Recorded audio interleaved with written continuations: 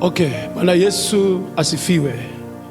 Ni mtumishi wa Mungu Pastor Collins Risa, nikiwa katika mji wa Moisbridge.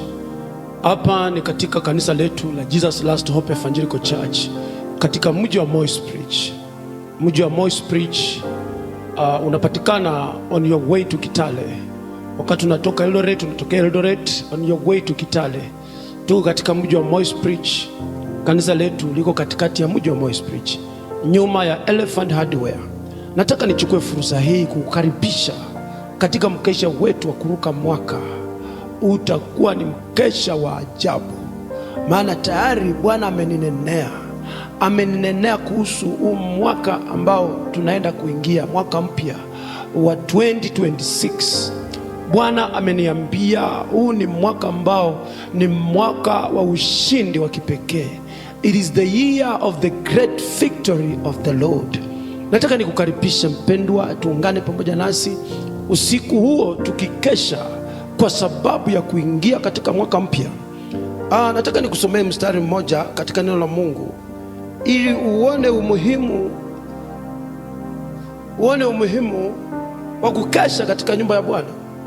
Ni katika kitabu cha 2 Samuel chapter 11, tukianzia penyewe. Hata ikawa mwanzo wa mwaka mpya, wakati watokapo wafalme kwenda vitani, Daudi akampeleka Yoabu na watumishi wake pamoja naye, na Israeli wote wakawaangamiza wana wa Amoni, wakauzuru Raba, lakini Daudi mwenyewe akakaa Yerusalemu. Maandiko yanasema ya kwamba wakati mwaka unaanza ni wakati ambapo watu inafaa wajiandae kuingia katika vita. Tunaona hapa ya kwamba Daudi akakaa nyumbani, akatuma jeshi, lakini yeye akakawia nyumbani.